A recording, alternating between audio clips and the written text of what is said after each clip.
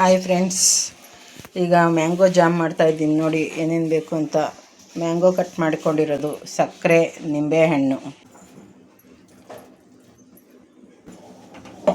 ಎಲ್ಲ ರುಬ್ಬಿರೋದು ಹಾಕ್ಕೊಂಡು ಚೆನ್ನಾಗಿ ಟ್ರಾನ್ಸ್ಪರೆಂಟ್ ಬಣ್ಣ ಬರೋವರೆಗೂ ಬಿಸಿ ಮಾಡ್ಕೊಬೇಕು. ನೋಡಿ ಫ್ರೆಂಡ್ಸ್, ಮಾವಿನ ಹಣ್ಣು ಸ್ವಲ್ಪ ಬಣ್ಣ ಬಿಟ್ಟಿದೆ. ಈಗ ಸಕ್ಕರೆ ಹಾಕ್ಕೊಬೇಕು.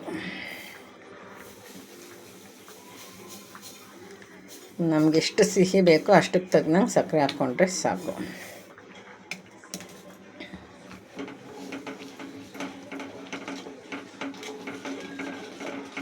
ಸಕ್ಕರೆ ಹಾಕ್ಕೊಂಡ್ಮೇಲೆ ಸ್ವಲ್ಪ ನೀರಾಗುತ್ತೆ.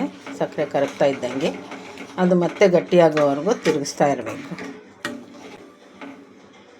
ಥರ ಟ್ರಾನ್ಸ್ಪರೆಂಟ್ ಆದಮೇಲೆ ಪೂರ್ತಿ ಸ್ವಲ್ಪ ಜಾಮ್ ಅದಕ್ಕೆ ಬರೋವರೆಗೂ ತಿರುಗಿಸ್ತಾ ಇರಬೇಕು. ಮಧ್ಯಮ ಉರಿಯಲ್ಲಿ ಇಟ್ಕೊಬೇಕು, ಜಾಸ್ತಿ ದೊಡ್ಡ ಉರಿಯಲ್ಲಿ ಇಟ್ಕೊಂಡು ಮಾಡಬಾರ್ದು, ಸೀದೋಗುತ್ತೆ. ಮಾವಿನ ಹಣ್ಣಿನ ಸದಾ ಯಾವಾಗ ಸಿಗೋದಿಲ್ಲ. ಈ ಥರ ಜಾಮ್ ಮಾಡಿ ಇಟ್ಕೊಂಡ್ರೆ ನಾವು ಯಾವಾಗೂ ತಿನ್ಬೋದು. ಹೊರಗಡೆಯಿಂದ ತಂದಿರೋದ್ರಲ್ಲಿ ಪ್ರಿಸರ್ವೇಟಿವ್ ಅದು ಎಲ್ಲ ಕೆಮಿಕಲ್ ಹಾಕಿರ್ತಾರೆ.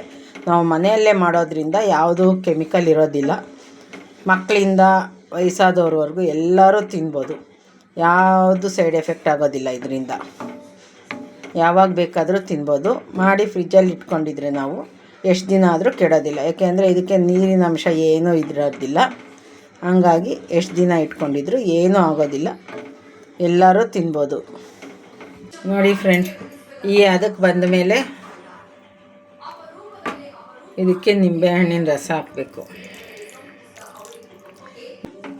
ಕೆಮಿಕಲ್ ಮಿಕ್ಸ್ ಇರಲ್ಲ, ನಾವು ಮನೆಯಲ್ಲೇ ಹಾಕೋದ್ರಿಂದ. ನಿಂಬೆಹಣ್ಣು ಮೈಗೆ ತುಂಬ ಒಳ್ಳೆಯದು, ಪ್ಲಸ್ ಪದಾರ್ಥನೂ ಕೆಡೋದಿಲ್ಲ. ಹಂಗಾಗಿ ನಿಂಬೆಹಣ್ಣು ಹಾಕಿ ಸ್ವಲ್ಪ ಹೊತ್ತು ಕೈ ಆಡಿಸಿ ಅದಕ್ಕೆ ಬಂದ ಮೇಲೆ ಆಫ್ ಮಾಡ್ಕೊಬೇಕು. ಇದು ಪೂರ್ತಿ ತಣ್ಣಗಾದ ಮೇಲೆ ಒಂದು ಬಾಟ್ಲಲ್ಲಿ ಹಾಕಿ ಸ್ಟೋರ್ ಮಾಡಿ ಇಟ್ಕೊಳೋದು. ಮಕ್ಕಳಿಗೆ, ಬ್ರೆಡ್ಗೆ, ಚಪಾತಿಗೆ, ಮಕ್ಕಳು ಹಂಗೆ ತಿನ್ನೋದಕ್ಕೂ ಚೆನ್ನಾಗಿರುತ್ತೆ. ಇದು ಕೆಲವು ಮಕ್ಕಳು ಹಣ್ಣುಗಳು ತಿನ್ನೋದಿಲ್ಲ. ಅಂಥ ಮಕ್ಕಳಿಗೆ ಎಲ್ಲ ಹಣ್ಣುಗಳಿಂದನೂ ಈ ಥರ ಜಾಮ್ ಮಾಡಿಕೊಡೋಟ್ರೆ ಅವ್ರಿಗೆ ಏನೂ ಗೊತ್ತಾಗಲ್ಲ. ಹಣ್ಣುಗಳು ತಿಂತಾಯಿದ್ದೀವಿ ಅನ್ನೋದು ಗೊತ್ತಿಲ್ಲ, ಜಾಮ್ ತಿಂತಾಯಿದ್ದೀವಿ ಅನ್ನೋದು ಗೊತ್ತಿರುತ್ತೆ. ಜಾಮ್ ರೂಪದಲ್ಲಿ ಹಣ್ಣು ಅವ್ರ ಮೈಗೆ ಸೇರ್ತಾ ಇರುತ್ತೆ. ಇವಾಗಿನ ಮಕ್ಕಳು ಹಣ್ಣುಗಳು, ತರಕಾರಿಗಳು ಏನೂ ತಿನ್ನೋದಿಲ್ಲ. ಅಂಥ ಮಕ್ಕಳಿಗೆ ಈ ಥರ ಅವ್ರಿಗೆ ಹಣ್ಣುಗಳು ತಿನ್ನಿಸ್ಬೋದು ನಾವು.